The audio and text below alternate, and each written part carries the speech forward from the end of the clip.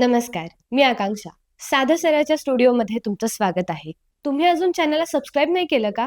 आणि bell icon दाबला नसेल तर तुम्हाला नोटिफिकेशन सुद्धा येणार नाहीत अशाच नवनवीन पॉडकास्टची. त्यामुळे लगेच सबस्क्राईबचं बटन दाबा आणि त्याचबरोबर बेल आयकॉन दाबायला अजिबात विसरू नका. तुम्हाला माहितीये, आपण रोज सकाळी आपल्या घरातला कचरा बाहेर ठेवतो. पण हा प्रश्न कधी आपण स्वतःला विचारलाय का? हा कचरा आपण घराबाहेर ठेवल्यानंतर कुठे जातो? त्याचं व्यवस्थापन नीट होतं का? याचबद्दल आपण आजच्या पॉडकास्टमध्ये जाणून घेणार आहोत आणि आपल्यासोबत असणार आहेत जे 8 वर्ष या क्षेत्रामध्ये सामाजिक कार्य करतात, हिमांशू लेरे. त्यांच्याकडून आपण जाणून घेऊया की या कचऱ्याचं नेमकं होतं काय. त्याचबरोबर त्यांच्या पृथ्वी झिरो वेस्ट फाउंडेशनचे ते संस्थापक सुद्धा आहेत. त्यांच्याकडून त्या संस्थेबद्दल सुद्धा जाणून घेऊया आणि कशा पद्धतीनं ते काम करतात हे जाणून घेऊया. चला सुरू करूया.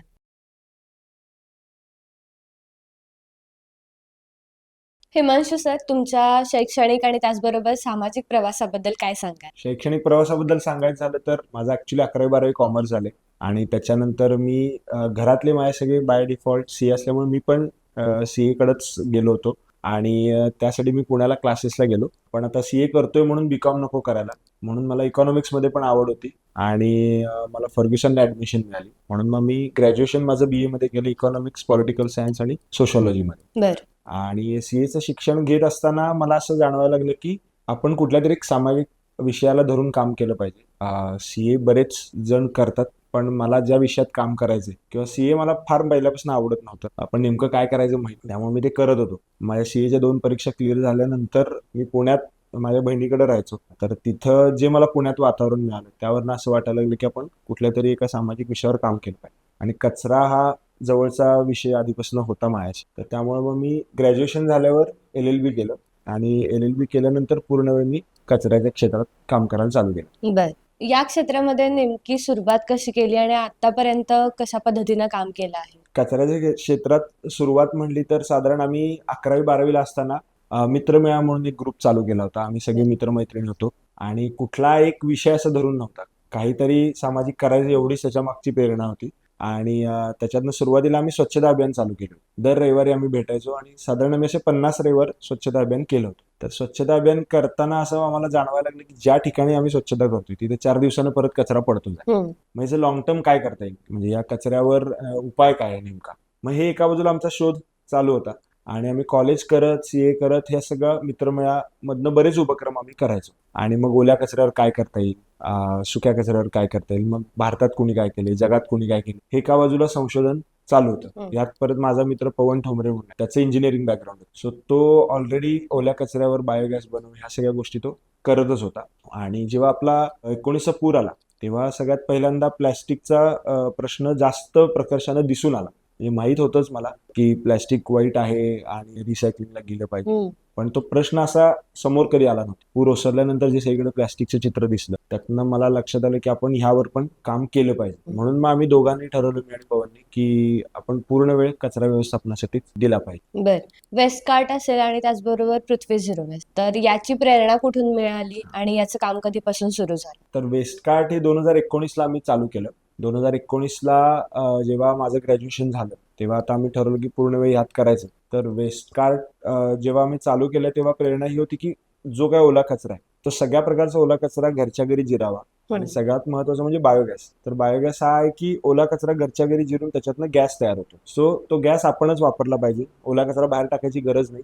आणि त्याच्यातनं जे काही खत मिळणार आहे ते सुद्धा आपल्या बागेसाठीच. त्यामुळे मग बायोगॅसचे युनिट्स बनवणं, घरच्या घरी खत कुणाला करायचं असेल तर त्याचे युनिट्स बनवणं आणि ते लोकांना विकणं, यासाठी आम्ही वेस्ट कार्ट हा स्टार्टअप चालू केला. आणि ते 2019 पासून आम्ही ते चालवतोय. वेस्ट कार्टच्या अंतर्गत आम्ही मोठमोठ्या हॉटेल, हॉस्पिटल्स, कॅन्टीन यांच्यापर्यंत ते घरगुती एका घरापासून एवढ्या लेवल पर्यंत आम्ही ओला कचरा ऍट सोर्स कुजावा, म्हणजे जागेवरच त्याचं खत व्हावं. त्याचा जो काही फायदा मिळेल तो त्या जो कचरा निर्माण करणार त्यालाच त्याचा फायदा मिळावा, यासाठी जे युनिट्स बनवतोय आणि विकतोय. पृथ्वी झिरो वेस्ट फाउंडेशनचं म्हणाल तर त्याला मी मगाशीच म्हटलं तसं की 19ला जो पूर आला होता तेव्हा पहिल्यांदा त्याची ठिणगी पडली आपण असं म्हणू शकतो. आणि यामध्ये आईचं माझं एक योगदान आहे, वैजंती लेले. आम्ही प्लॅस्टिक पुण्यामध्ये रिसायकल होतं हे आम्हाला कळलं होतं.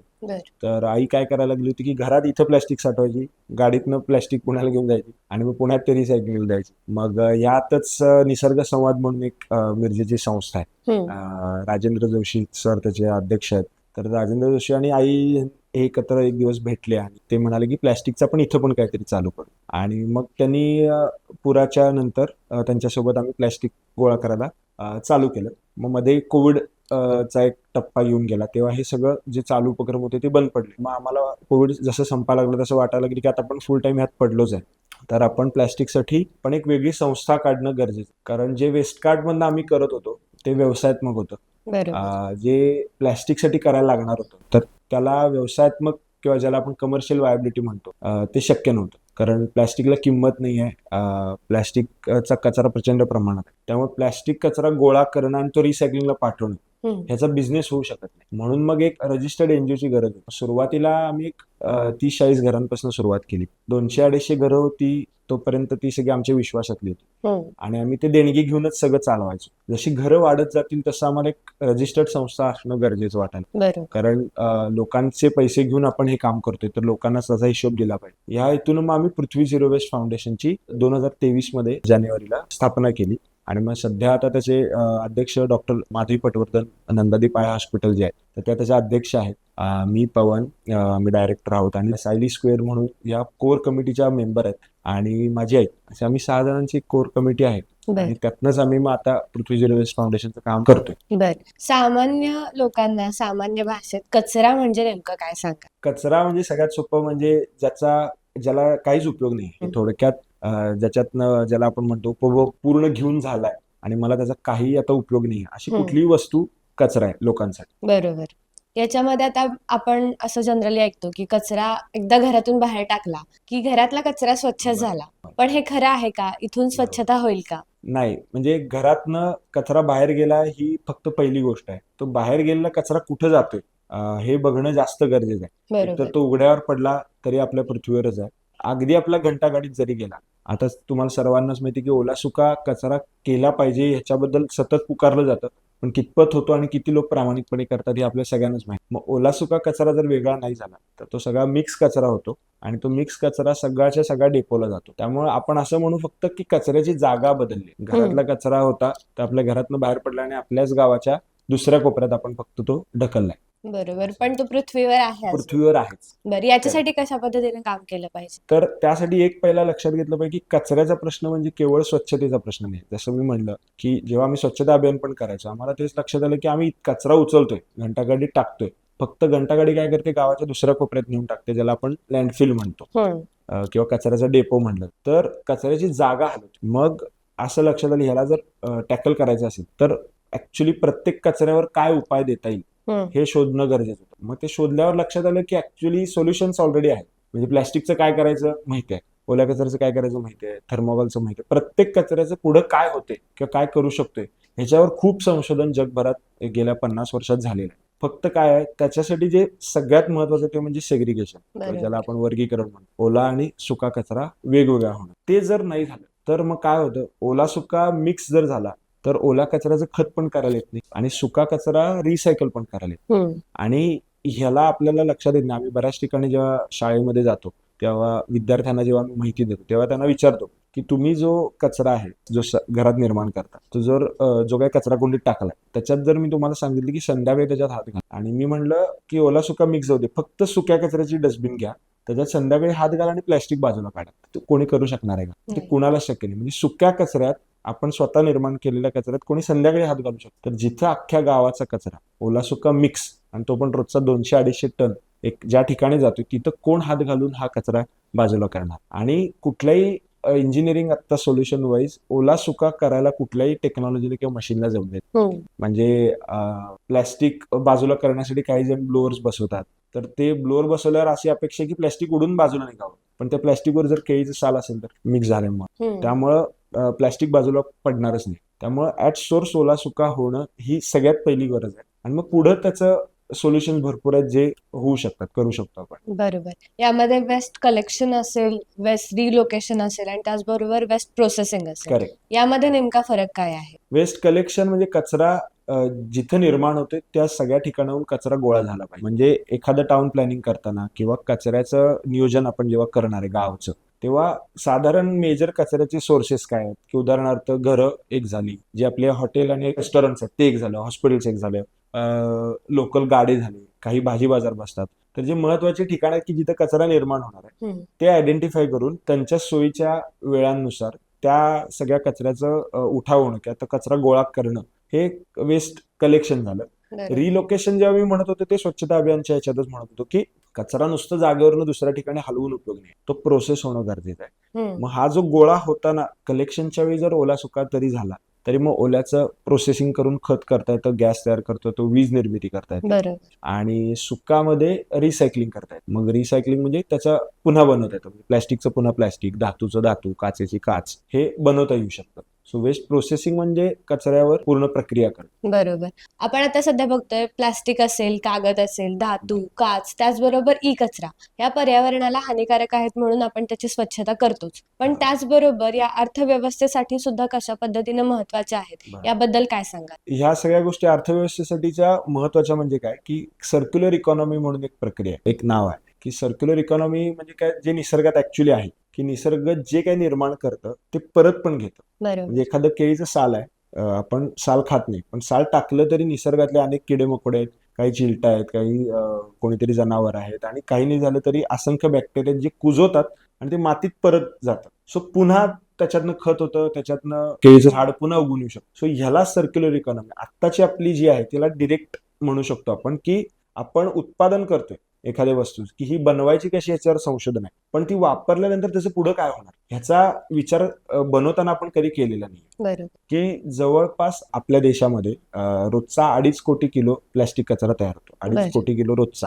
आणि तो आपण कचऱ्यात जातोय, तो रिसायकल होत नाही. त्यातला हार्डली 5 ते 10% फक्त रिसायकल होतो. तर पुन्हा जेव्हा आपल्याला प्लॅस्टिक पिशवी हवी आहे तेव्हा आपण जमिनीतनंच उत्खनन करून जे काय तेल येते त्यातलंच प्लॅस्टिक बनवतो. जर हे 2.5 कोटी किलो रोज रिसायकल झालं तर जी पिशवी मी आज वापरली आहे ती उद्या रिसायकल होऊन परत 2 वर्षांना माझ्याकडे तीच पिशवी आहे. ह्याच्यामुळे काय होईल, जे जमिनीतनं उत्खनन करायचं आपल्याला ते थांबेल. त्यामुळे रिसायकलिंग अर्थव्यवस्थेसाठी जास्त इम्पॉर्टंट आहे. उदाहरणार्थ ई कचरा आहे, तर ई कचऱ्यामध्ये मौल्यवान धातू पण आहेत, घातक केमिकल्स पण आहेत. हो. तर तो जर रिसायकल नाही केला तर ते सगळे धातू जे काही थोडेफार मौल्यवान आहेत जे परत आपल्याला वापरता आले तर ते सगळे आपण वाया घालवतो. सो कचरा वाया घालवताना आपण असं म्हणायला पाहिजे की रिसोर्सेस वाया घालवतो. सगळ्यात मोठं उदाहरण तर ओल्या कचऱ्याचं आहे की ओला कचरा, एका घरातला ओला कचरा पासून जवळपास वर्षाला 3 सिलेंडर वाचू शकतो. बर. एवढा बायोगॅस त्यातनं निर्माण होऊ शकतो. एवढी ऊर्जा रोज आपण बाहेर फेकतोय की वर्षाला 3 सिलेंडर. आता आपल्याला माहिती आहे सिलेंडरचा तेवढा झाला होता. तर विचार करा, आता 150 कोटी लोकसंख्येच्या देशात जिथं 50 कोटी जर घरं असतील आणि प्रत्येक घरातला ओला कचरा जर खरंच ट्रीट झाला आणि त्याचा बायोगॅस बनला तर जवळपास वर्षाला 100 कोटी सिलेंडरचा गॅस आपल्याला मिळू शकतो. एवढी ऊर्जा आपण रोज वाया घालतो. सो जे आपण म्हणलं की रिसोर्सेस वाया घालवले नाही पाहिजेत हे सुद्धा एका चांगल्या इकॉनॉमीचं लक्षण आहे. बरोबर. आपण जेव्हा एखाद्या कंपनीमध्ये एखादं प्रोडक्ट बनतं तेव्हा त्याच्यामध्ये डिझाईन फॉर रिसायकलिंग हा एक पार्ट असतो. करेक्ट. पण याचा फार विचार केला जात नाही आणि त्याच्यावर जास्त भर सुद्धा दिला जात नाही. फक्त प्रोडक्ट फायनल बनवावा आणि ते सेल आउट करावे यावरच भर दिला जातो. रिसायकलिंग हा पार्ट आपण फारसा ऐकला जात नाही. याबद्दल तुम्ही काय सांगाल आणि याचं महत्व किती? बरोबर. सो प्रोडक्ट जेव्हा आपण मॅन्युफॅक्चर करतोय तेव्हा त्याची पुढं विल्हेवाट कशी लागणार, म्हणजे पॅकेजिंग पासून त्या वस्तूची याचा विचार करूनच ते मॅन्युफॅक्चर झालं पाहिजे. आत्ताची कंडिशन अशी आहे की जी आपण म्हणू शकतो अतिशय पहिल्या पायरीची आहे. पहिल्या पायरीची किंवा त्याला एकदम बाळबोध म्हणता येईल अशी की नुसतं मागं लिहिलं जातं की रिसायकलेबल आहे किंवा रिसायकल करा, कुठं करा, कोणाकडे द्या, ते रिसायकलला कोण घेणार आहे, काही याच्याबद्दल कुठल्याही लोकांना किंवा ग्राहकांना माहिती मिळत नाही. दुसरी गोष्ट, ती रिसायकलेबल बनवली गेली पाहिजे. उदाहरणार्थ एक चांगलं उदाहरण मला इथे देता येईल की टाटा मीठ जे आपण म्हणतो, टाटा सॉल्ट, तर टाटा सॉल्टचं पूर्वीचं जे पाकिट होतं त्याला MLP म्हणतात. MLP म्हणजे 3-4 प्रकारचं प्लॅस्टिक एकत्र मिक्स करून आणि त्याच्यात पेपर आणि अल्युमिनियम पण घालून बनवलेलं प्लॅस्टिकचं कागद. मग थोडक्यात आपण लेस, कुरकुरे किंवा जे चिप्सचे पाकिट म्हणतो जे आपण वाजवल्यावर असा चुरचुर आवाज येतो ते शक्यतो MLP असतात. पूर्वी टाटा सॉल्टचं पॅकेजिंग MLP मध्ये येतो. MLP रिसायकल करणं अवघड आहे कारण त्याच्यात 4-5 गोष्टी मिक्स केलेल्या आहेत ते बनवताना. आता ह्याला उपाय म्हणून टाटा सॉल्टनं काय केलं की ज्या मटेरियल ची दुधाची पिशवी बनते ज्याला आपण LD म्हणतो, प्लॅस्टिक मधला एक प्रकार आहे, त्याच्यापासून टाटा सॉल्टची पिशवी बनवायला लागली. त्यामुळे ते रिसायकल करणं अधिक सोपं झालंय. हम्म. सो कंपन्यांनी मॅन्युफॅक्चर करताना 10 गोष्टी जर त्याच्यात घातलेल्या आहेत तर त्या 10 गोष्टी बाजूला पण करता आल्या पाहिजेत जेव्हा त्याचा उपयोग होईल. नाहीतर मग ते तशाच वर्षानुवर्ष हजारो वर्ष या पृथ्वीवर पडून राहणार आहेत, बरोबर. जागा बदलत राहणार आणि त्या जर पेटल्या तर विषारी वायू, कॅन्सरस गॅसेस त्यातनं बाहेर पडतात. बरोबर. आपण शाळेत असल्यापासून 3 Rs बद्दल ऐकत हो, आलेलो हो, आहोत हो. आणि ते फार महत्वाचं आहे. Correct. आपण खरं तर स्टुडंट्स एज म्हणजे जेव्हापासून आपण शिकतोय तेव्हापासून या गोष्टींवर आपण काम करावं अशीच याच अपेक्षेने कुठेतरी ते पुस्तकांमध्ये आलेलं बरोबर, असतं. बरोबर. तर या 3 Rs बद्दल काय सांगशील आणि याचं महत्व इथून पुढे कशा पद्धतीने अप्लाय करू शकतो आपण? करेक्ट. तर एक तू म्हणलीस तसं आता की 3 आवर्स, आता ते 3 आवर्स वाढत वाढत 7 आवर्स पर्यंत गेलेत. बर. म्हणजे रिफ्यूज, रिड्यूस, रियूज, रिसायकल झाले, रिप्लेस झाले, रिजेक्ट झाले, अशा त्याच्यात वाढत वाढत गेलेत. पण गाभा तोच आहे, 3 आवर्सचाच गाभा आहे. तू म्हणलीस तसं की आपल्याला शिकवलं जाते पण त्याच्याबद्दलची ऍक्शन कुठं घ्यायची हे माहित नाही. त्यामुळे असं बऱ्याच वेळेला तक्रार केली जाते की मुलांच्यात अवेअरनेस नाही आहे किंवा लोकांनाच आपल्या सिविक सेन्स नाही आहे, अवेअरनेस नाही आहे. मुद्दा अवेअरनेस पेक्षा सुद्धा कन्व्हिनियंट सोयीज आहे की मी शिकवलं विद्यार्थ्यांना की रिसायकल केलं पाहिजे गोष्टी, पण मग ते कुठं दिल्यावर रिसायकल होतात हे जेव्हा मी विद्यार्थ्यांना सांगणार नाही तर ते शिकवण्याचा काहीच उपयोग नाही. सो 3 आरचं महत्व खूप आहे आणि ते विद्यार्थ्यांनी योग्य वेळात कळणं गरजेचं आहे. पण त्याला एक ऍक्शनची जोड पाहिजे की मला कळलं आज 3 आरचं महत्व, उद्यापासून मला ऍक्शन घेता आली पाहिजे. तर ती ऍक्शनची व्यवस्था आपण देतोय का नाही हा खरा हे मुद्दा आहे. बरोबर. आता तू ज्या फाउंडेशन मध्ये काम करतो आहे, जी सुरू केलेली आहे पृथ्वी झिरो वेस्ट, याचं नाव असं का ठेवण्यात आलं आणि हा. त्याचबरोबर दुसरं म्हणजे खरंच झिरो वेस्ट साठी काम कशा पद्धतीने चालू आहे ग्राउंड लेवलला? हा प्रश्न खूप चांगला आहे, कारण पृथ्वी झिरो वेस्ट आम्ही नाव खूप विचार करून ठेवलं होतं की झिरो वेस्ट जेव्हा आम्ही म्हणतोय तेव्हा पहिला असा अर्थ होतो की कचरा, शून्य कचरा किंवा कचरा करायचाच नाही किंवा कचरा होणारच नाही. तर असं नाही, कचरा होणारच आहे. जसं मगाशी म्हणलं मी केळं खाल्लं तर साल मी टाकणारच आहे. फक्त कुठलाही कचरा वाया गेला नाही पाहिजे, प्रत्येक कचरा ट्रीट झालाच पाहिजे, ज्यालाच आम्ही झिरो वेस्ट टू लँडफिल असं म्हणतो. लँडफिल म्हणजे कुठलाही कचरा डेपोर गेलाच नाही पाहिजे. त्याचा दुसरा अर्थ आहे की प्रत्येक कचरा ट्रीट झाला पाहिजे. आणि मग आमचं विजन आहे लँडफिल फ्री अर्थ, कचरा डेपो मुक्त पृथ्वी असली पाहिजे. कुठल्याही पृथ्वीवरच्या शहरांमध्ये, गावांमध्ये कचऱ्याचे डेपो नाही पाहिजे, म्हणजे कुठलाही कचरा वाया गेला. ह्या अर्थानं आम्हाला पृथ्वी खऱ्या अर्थानं शून्य कचरा करायची. कारण मगाशीच मी म्हणलं तसं आपल्या एरिया, आपला चौक, आपली गल्ली, आपली सोसायटी स्वच्छ झाली तरी पृथ्वी घाणच आहे. आपण इकडून टाकून पृथ्वीच्या दुसऱ्या कोपऱ्यात टाकतो. तर खऱ्या अर्थानं पृथ्वी शून्य कचरा करण्यासाठी आम्ही हे फाउंडेशनचं नाव पृथ्वी झिरो वेस्ट असं ठेवलं. आणि आता काम त्याचं प्रामुख्यानं जे चालू आहे ते म्हणजे आता साधारण सांगली, कोल्हापूर आणि सोलापूर या 3 भागांमध्ये आम्ही काम करतो. मेजर काम सांगलीत चालू आहे. जवळपास 3,000 घरं, कुटुंब आम्ही जोडलेली आहेत की जे प्रत्येक महिन्याला शेवटच्या रविवारी प्लॅस्टिक, ई कचरा आणि थर्माकोल हे वेगळं साठवतात आणि आपले वेगवेगळे संकलन केंद्र आहेत तर तिथे जमा करतात आणि आपण ते गोळा करतो आणि सगळं रिसायकलिंगला पुढं पाठवतो. आणि याच बरोबर आपण हे कोल्हापुरात पण करतोय आणि सोलापुरात पण करतोय. आणि या एकूण आत्ता फाउंडेशनच्या गेल्या 3-4 वर्षाच्या कामात आजपर्यंत आपण साधारण 2 लाख किलोपेक्षा जास्त प्लॅस्टिक कचरा हा कचरा डेपोला जाण्यापासून वाचवला आणि तो प्रॉपर रिसायकलिंगला पाठवलाय. आणि जवळपास 40,000 किलो ई कचरा आणि साधारण 5,000 किलो थर्माकोलचा कचरा, हे एवढं सगळं साठवल्यामुळं साधारण ज्याला आजच्या भाषेत कार्बन उत्सर्जन जे आपण वाचवलं म्हणतो तर ते जवळपास 5 लाख किलो कार्बन उत्सर्जन आपण वाचवलंय. म्हणजे थोडक्यात 30-35 हजार झाडं लावल्याचा जो निसर्गाला परिणाम होणार आहे तेवढा परिणाम हा एवढं सगळं केल्यामुळे झालेला आहे. बरोबर. कचरा वाचवल्यामुळे हा परिणाम आपल्याला दिसून येतोय.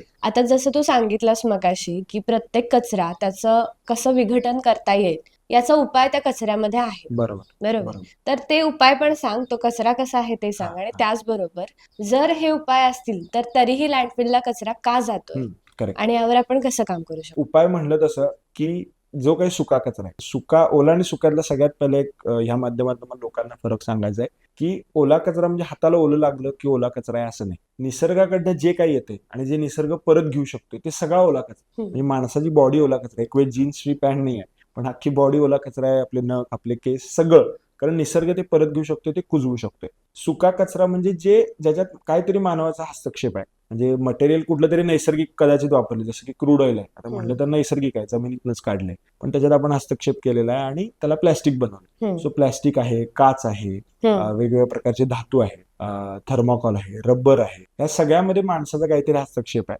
जर तो हस्तक्षेप बनवताना तर तो विल्हेवाट लावताना निसर्ग डायरेक्ट नाही घेत. बरोबर. सो तो विल्हेवाट लावताना सुद्धा माणसानं काहीतरी त्याच्यावर प्रक्रिया करायला लागते. तर रिसायकल म्हणजे काय, तर ह्या बहुतांशी गोष्टी पुन्हा आहे तशा बनवता येतात. हम्म. सो म्हणलं तसं प्लॅस्टिकला एक वरदान आहे की प्लॅस्टिकचं पुन्हा प्लॅस्टिक बनवतात. बरोबर. सो काचेचं काच बनवता येते, धातूची पण धातू बनवता येते. तो बनवता येते म्हणजे काय, तर प्लॅस्टिकचा एक मेल्टिंग पॉईंट आहे. प्रत्येक प्लॅस्टिकचा एक वेगवेगळा मेल्टिंग पॉईंट. त्या मेल्टिंग पॉईंटला जर प्लॅस्टिक नेलं तर प्लॅस्टिक पाघळतं. परत त्याला वेगळा आकार दिला की पुन्हा त्याची काहीतरी एखादी वस्तू बनते. जसं धातूच आहे, सोन्या म्हणजे वेगवेगळ्या धातूचं, काचेचं पण तसंच आहे. सो रिसायकल हेचं जे सोल्युशन मी म्हणतोय ते अशा पद्धतीने आहे. फक्त काय आहे, आता घरगुती लेवलवर काय आपण रिसायकल नाही करू शकतो. यासाठी आपण काय केलं पाहिजे की त्या रिसायकलर पर्यंत तो कचरा पोहोचला पाहिजे. फक्त एवढं आपण करू शकतो. आणि जर रिसायकलर लोकल लेवलला नसतील तर ते लोकल लेवलला कसे उभे राहतील, जेणेकरून सगळ्या जिल्ह्याचा एक केंद्र असेल की जिथे सगळ्या जिल्ह्याचा सुका कचरा एका ठिकाणी रिसायकलिंगला जातो.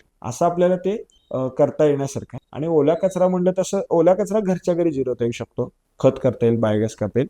ज्याला नाही जरी करायचं तरी हा सगळ्या गावचा ओला कचरा एका ठिकाणी नेऊन तिथं मोठा बायोगॅस बसवून तिथं वीज निर्मिती करून अशा पद्धतीनं त्याचे सोल्युशन्स आहेत. तरी पण लँडफिलला का जातोय याचं कारण हेच आहे की लोक ओला सुका वेगळा करत नाही. लोक कचऱ्याच्या प्रश्नाकडे फक्त स्वच्छतेच्या प्रश्नानं बघतात की आपल्या घरातनं बाहेर गेला काम झालं, आपल्या गावात कुठं दिसत नाही काम झालं, एवढ्यापर्यंतच ते बघत असल्यामुळे अजून पण लँडफिल आहेत. पण जर त्याचं नियोजन आपण नीट लावू शकलो की प्रॉपर ओला सुका जर गोळा झाला तर पुढचं बरीच गावं आहेत आपल्याकडे उदाहरण देण्यासारखी. इंदोर आहे, अंबिकापूर आहे, वेल्लोर आहे, वेंगुर्ला आहे की ज्याला आपण शून्य कचरा गाव म्हणू शकतो. की जिथं लँडफिल नाहीच आहे. आलेला सगळा कचरा हा ट्रीटच होतो, मागं काही शिल्लक राहत. तर हे बऱ्याच गावांनी करून दाखवले. तर हे सगळीकडे करण्यासाठी आम्ही काम करतो. येस. आता आपण हिंदू संस्कृतीमध्ये बघितलं जातं की बऱ्याचदा जेव्हा आपल्या इथं गणेशोत्सव सारखे उत्सव असतात, नवरात्र असेल, आपल्याकडे सण समारंभ मोठ्या प्रमाणात साजरे केले जातात. त्याचबरोबर श्रद्धा पण आपल्याकडं मोठ्या पद्धतीने ठेवली जाते, प्रत्येक देवावर असेल, प्रत्येक सण उत्सवावर असेल. यामध्ये आपण बघतो की बऱ्याचदा निर्माल्य जे आहे ते नदीमध्ये असेल, तलावांमध्ये असेल, हे टाकलं जातं. त्याच्यासोबत अजून एक असतं की ते प्लास्टिक पिशवीत घालून टाकलं जातं. तर त्यामुळे पुन्हा एकदा तो प्लास्टिकचा कचरा तिथून निघून पाण्यात पडतो. याच्यासाठी आपण काही काम करतोय का? याच्यासाठी आपण असं काम करतोय की जेव्हा आता ज्या ठिकाणी विसर्जन होतं तिथं लोकांना आपण आवाहन करायला आपली टीम थांबते, अनेक संस्था थांबतात की निर्माल्य पाण्यात टाकूच नका. एकतर म्हणजे प्लॅस्टिक टाकतो ही चुकीची गोष्ट आहे, तसं निर्माल्य टाकणं पण चुकीचं आहे. कारण ऑक्सिजनचे लेवल जे आहेत पाण्यातल्या प्राण्यांना जे मिळालं पाहिजे ते कमी होतात, फुलंच सडायला लागतात आणि पाणी दूषित होतं. त्यामुळं पाण्यात टाकणं सुद्धा निर्माल्य चुकीचं आहे. मग निर्माल्य टाकू नये पाण्यात आणि प्लॅस्टिक तर अजिबात टाकू नये हे सांगण्यासाठी आपण प्रत्येक ठिकाणी जिथं विसर्जन केलं जातं त्या सगळ्या ठिकाणी आपण भाविकांना सांगण्याचा प्रयत्न करतो. बऱ्यापैकी लोक ऐकतात. काही जणच असतात की जे आपल्या नकळत जाऊन वरनं कुठेतरी पुलावरनं साईडनं नदीत किंवा तळ्यात टाकून देतात. बरोबर. त्याचबरोबर आतापर्यंत जेव्हापासून तुम्ही सुरुवात केली या कामात, बऱ्याचदा ऐकलंय की बऱ्याच शाळांमध्ये, इन्स्टिट्यूटमध्ये जाऊन तुम्ही त्याच्याबद्दल अवेअरनेस प्रोग्राम घेताय. तर यावर का भर दिला जातोय जास्त? सगळ्यात महत्वाचं विद्यार्थ्यांवर भर देण्याचं कारण आजचा विद्यार्थी हा उद्याचा नागरिक तर आहेच, पण उद्याचा तो धोरणकर्ता पण आहे, उद्याचा उद्योगपती पण आहे, उद्याचा ग्राहक पण तोच आहे. त्यामुळं आजपासून जर त्याला लक्षात आलं की आपण ज्या गोष्टी निसर्गाला किंवा पर्यावरणाला घातक आहेत त्याच्याबद्दलचं नॉलेज जर आजपासून मिळालं तर उद्याचे ऍक्शन्स बदलतील. म्हणून आपण विद्यार्थ्यांवर भर जास्त देतोय. आणि एक विद्यार्थी जर त्याला पटलं तर आता आम्हाला शाळेत जे काही आम्ही काम करतो त्यावर एवढा अनुभव आहे की विद्यार्थ्यांना पटलं तर ते पूर्ण घराला बदलतो. म्हणजे बरीच घरं अशी आहेत की जिथे अजिबात प्लॅस्टिकचा वापर केला जात नाही. विद्यार्थी हट्ट करतात पालकांसमोर की तुम्ही प्लॅस्टिकच्या गोष्टी घ्यायच्या नाहीत. त्यामुळे विद्यार्थ्यांना पटलं तर ते घरापर्यंत पोहोचतं. त्यामुळे जास्तीत जास्त लोकांपर्यंत पोहोचण्यासाठी विद्यार्थी हे माध्यम आहे. आणि विद्यार्थ्यांपर्यंत आम्ही जे काही पोहोचतो ते स्पर्धेच्या माध्यमातून होतो. आम्ही विविध स्पर्धा घेतो, प्लॅस्टिक गोळा करण्याची स्पर्धा घेतो, ई कचरा गोळा करण्याची स्पर्धा घेतो. म्हणजे त्यांना सुद्धा एक मोटिवेशन राहतं, त्यांना बक्षीस पण मिळतं आणि त्यांना एक लाईफ लॉंग सवय लागेल या दृष्टीने आम्ही. बरोबर. प्लास्टिकचं आपण रिसायकल केलं जातं, तर प्लास्टिक खूप वेळा रिसायकल केल्यानंतर पण त्याच्यामुळे कॅन्सर होण्याची शक्यता असते. आणि बऱ्याचदा आपण असंही बघतो की ते खूप चीप रेटमध्ये विकलं जातं. प्लास्टिक रिसायकल करतात आणि त्याच्यानंतर त्याच्या किटल्या असतील किंवा हो. काही टब असतील, हम्म. काही बाउल्स असतील, बरोबर. हे जे आपण रेग्युलर यूज करतो. मग आपल्या इथं असं सुद्धा आहे की चीप गोष्टींकडे आपण जास्त बायर्स अट्रॅक्ट होतात बरोबर. आणि ज्याची प्राइस लो आहे ते खरेदी बरोबर. केलं जातं. बरोबर. मग त्याच्यामुळे कॅन्सरचं प्रमाण पुन्हा वाढतं. याच्यावर काय करता येईल? आता प्लॅस्टिक बद्दल एक 2-3 गोष्टी आपण समजू की सगळ्यात प्रथम मी खूप जबाबदारीने एक वाक्य बोलतो की प्लॅस्टिक हे जगातल्या सर्वोत्तम शोधांपैकी एक आहे. म्हणजे प्लॅस्टिक मटेरियल म्हणून आपला शत्रू नाहीये आत्ता तरी. कारण त्याचं कारण असं आहे की इतर सर्व शोध जर आज आपल्या हातात आले तर ते प्लॅस्टिकमुळे आले. म्हणजे मेडिकलमध्ये तर सगळ्या गोष्टी आज सिरिंजपासनं सगळ्या पॅकेजिंग कोविडला पीपी किट होतं ते सगळं प्लॅस्टिकचं होतं. शेतीमध्ये आज ड्रिपच्या पाईप सगळ्या प्लॅस्टिकच्या आहेत, मल्चिंग पेपर प्लॅस्टिकचं आहे, घरातलं सगळं प्लंबिंग रिलेटेड प्लॅस्टिकचं आहे, इलेक्ट्रॉनिक्स आज आपण जे मोबाईल वापरतोय सगळे हे जे शूट करायला आपण यूज करतोय सगळं प्लॅस्टिकचं आहे. सो प्लॅस्टिक मटेरियल चांगलं आहे, अडचण अतिवापर आणि चुकीची विल्हेवाट आहे. सो आता जेव्हा तू म्हणालीस की त्यातनं कॅन्सर होतो, तो कॅन्सर कधी कधी होतो तर एकतर सर्वप्रथम प्लॅस्टिक जाळलं गेलं.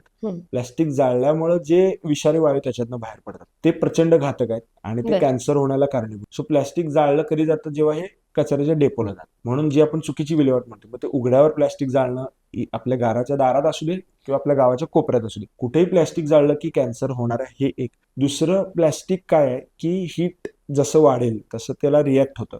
त्यामुळं काही गोष्टी ज्या आपण प्लॅस्टिक मधनं खातो पितो ज्या गरम आहे, उदाहरणार्थ पेपर कप हा पेपर नाव दिले त्याला पण त्याला आत प्लॅस्टिकचं कोटिंग आहे. जेव्हा गरम चहा कॉफी त्यातनं पितो 25,000 मायक्रोप्लॅस्टिक आपल्या पोटात एका वेळी जातात. हे IIT खरगपूरचा स्टडी आहे. सो पेपर कप मधनं सातत्यानं जे चहा कॉफी गरम पितात तर त्याच्यामुळे कॅन्सरचं प्रमाण वाढतं. का तर ते पोटात मायक्रोप्लॅस्टिक जातं बरोबर. गेल्यामुळे. म्हणजे आपण प्लॅस्टिक आपल्या तोंडापर्यंत आणलं किंवा आपल्या अन्नापर्यंत आपण प्लॅस्टिकला घेऊन आल्यामुळं प्लॅस्टिक कॅन्सरस आहे वस्तू म्हणून. त्यामुळं अन्नाच्या कुठल्याही गोष्टीत प्लॅस्टिक असता कामा नये ह्याची काळजी घेणं. काही प्लॅस्टिक चांगलं पण आहे जे हीटला रेजिस्ट करतं. म्हणजे उदाहरणार्थ काही टप्परवेअरचे जे डबे असतात तर ते ओव्हन मध्ये सुद्धा ठेवले तर चालतात. किती गरम झाले तरी ते लगेच मेल्ट वगैरे काही होत नाही. त्यामुळं त्याची काळजी घेत आपल्याला प्लॅस्टिकचा तरी सुद्धा वापर करावाच लागणार. म्हणजे आणि जे काय करू मग ते रिसायकलिंगला गेलं पाहिजे. बरोबर. यामध्ये जसं तू सांगितलंस पेपर कप असेल त्याचबरोबर जुन्या काळी म्हणजे आधीच्या काळी आपण पत्रावळीमध्ये खात होतो. पण आता आपल्याला सर्रास सगळीकडे प्लास्टिकचे डिश दिसून येत आहेत. याच्यावर आपण काही उपाय करू शकतो का? म्हणजे मोठ्या कार्यक्रमांमध्ये. करेक्ट. ह्याच्यावर उपाय आहेच. एक तर सगळ्यात चांगला उपाय जो पूर्वी आपण सगळेजण करत होतो म्हणजे जुन्या पत्रावळ्या केळीची पानं पण आता ते सर्रास उपलब्ध होत नाही ही तक्रार बरोबर आहे. दुसरी जुनी पद्धत होती की आपण आपल्या गल्लीतल्या प्रसादाला आपापलं ताट घेऊन जात होतो आणि ती पद्धत चांगली होती. आपापलं ताट घेऊन जायचं, जेवायचं, ताट आपापलं धुवायचं आणि परत यायचं. अजून एक अशी की सार्वजनिक जी काही सगळी कार्यक्रम असतात म्हणजे धार्मिक म्हणा किंवा सांस्कृतिक म्हणा जिथं आपण काय पाहुणे नाही जाणारा सुद्धा सेवेच्या भावनेनेच चाललाय तर तिथं लोकांनी आपापलं ताटवाट्या धुवून ठेवण्यात काय लाज आहे असं माझं वैयक्तिक मत आहे. प्रत्येकानं आपापलं ताटवाट्यात धुवून ठेवले पाहिजेत जेणेकरून जो पुढचा व्याप ज्या कारणासाठी लोक यूज अँड थ्रो वापरतात की धुवायचा व्याप नको. कारण त्याच्यानंतर जे काही 400-500 ताटवाट्या तयार होणार आहे त्याचा धुवायचा व्याप नको म्हणून यूज अँड थ्रो एक वापरलं जातं. एकतर आपापलं धुवून ठेवा. नाहीतर आता पर्याय मग त्यातल्या त्यात अजून सवयीचा पर्याय काय की जेवढ्या किमतीचा आपण यूज अँड थ्रो विकत घेणार तेवढे पैसे जर आपण आपल्याकडे जे कोणी कर्मचारी येणार आहेत स्वच्छतेसाठी त्याला दिले तर तो जे काही आपण स्टीलचं भांडी वापरणार आहे तर तो आनंदानं ते जास्त धुवेल. एक ते करतील आणि ह्यासाठीच आम्ही मदत करायला आपण संस्थेतर्फे काय चालू केले की स्टील भांड्यांची बँक चालू केली. आपल्याकडे 500 स्टील भांड्यांचा सेट आहे. ताट, वाट्या, चमचे, बाउल, पाण्याचे ग्लास, चहाचे जवळपास 700 कप आहेत.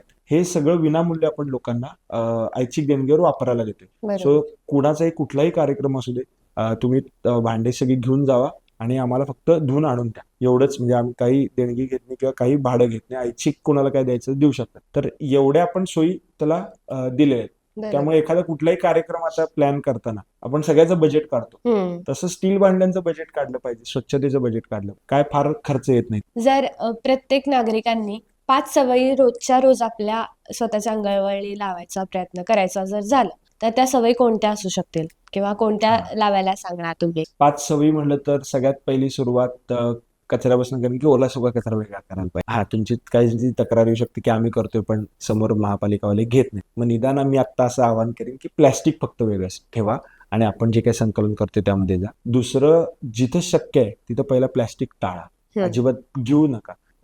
बेकरीमध्ये गेलो तर ब्रेड घेऊन येतो. ब्रेडला बरोबर. पण आपण त्याला म्हणतो की कॅरी बॅग. ऑलरेडी ब्रेड प्लॅस्टिकमध्ये आहे. कॅरी बॅगची काय गरज आहे? मग आपल्या डिक्कीत ठेवा, आपल्या पर्समध्ये ठेवा. छोट्या मोठ्या ठिकाणी साधं केक कट करताना आपल्याला ती प्लॅस्टिकची सुरी चिकटून देतात. हम्म. ती घेऊ नका. प्लॅस्टिक पूर्णपणे टाळा.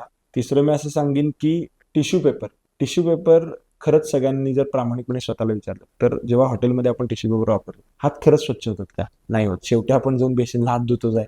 त्यापेक्षा रुमाल सगळ्यात चांगली गोष्ट. कारण हम्म. फक्त टिश्यू पेपरसाठी खूप मोठ्या प्रमाणात झाडं तोडली जातात. तुम्ही टिश्यू पेपर वापरायचं बंद करा. प्लॅस्टिकचा वापर कमीत कमी करा. ओला सुका कचरा किंवा ऍटलिस्ट प्लॅस्टिक वेगळं करा. त्यासोबत ई कचरा म्हणजे आपला रिमोटचा सेल जो आहे, हम्म. रिमोटचा सेल, घड्याळातला सेल पासून ते TV, fridge, AC, washing machine, मोठ्या कुठलीही विजेवर चालणारी किंवा बॅटरीवर चालणारी वस्तू जर खराब झाली तर ती कचऱ्यात नेहमीच्या टाकून. मोठ्या वस्तू आपण भंगारला देतो रिसायकलिंग पर्यंत पाठवण्यासाठी, पण छोट्या वस्तू आपण सगळ्या कचऱ्यात टाकतो. तर ई कचरा आजपासून वेगळा ठेवा. तो रोज तयार होत नाही. जेव्हा केव्हा होईल तेव्हा एखादी पिशवी, एखादा ड्रॉवर ई कचऱ्यासाठी आपण वेगळा ठेवू शकतो. आणि आता 5वं शेवटचं सांगेन की हॉटेलमध्ये गेल्यावर ग्राहक म्हणून हक्कानं तुम्ही फ्री ऑफ कॉस्ट स्वच्छ पाणी मागा, बिस्लरी घेऊ नका.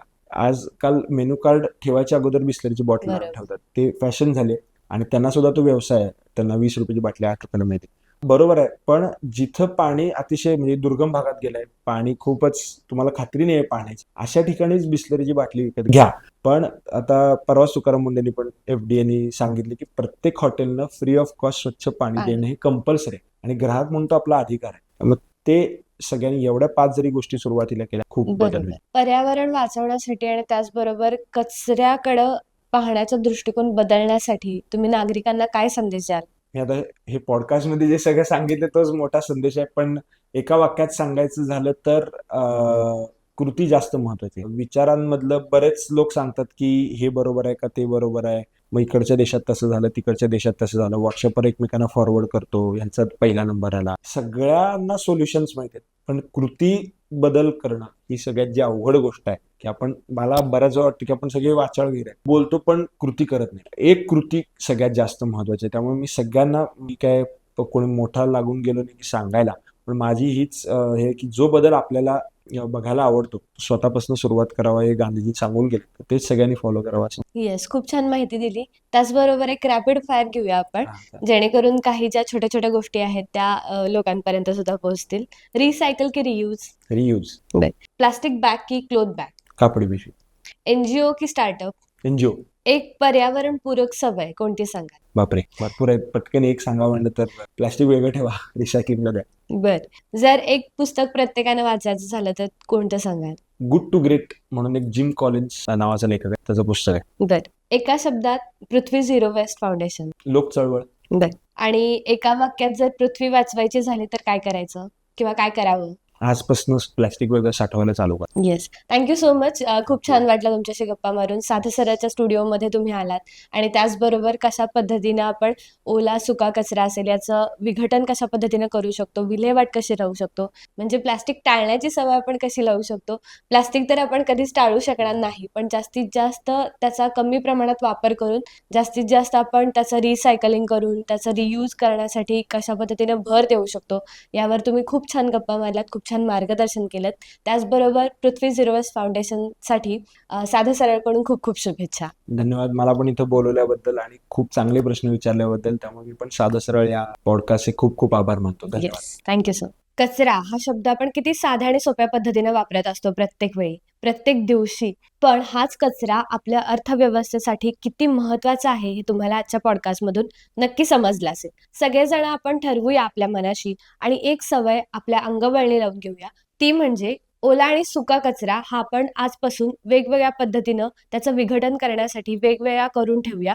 त्याचबरोबर प्लास्टिक, ई कचरा या सगळ्याची विल्हेवाट लावण्यासाठी आपण रिसायकलिंगसाठी तो पाठवण्याचा प्रयत्न जास्तीत जास्त करूया.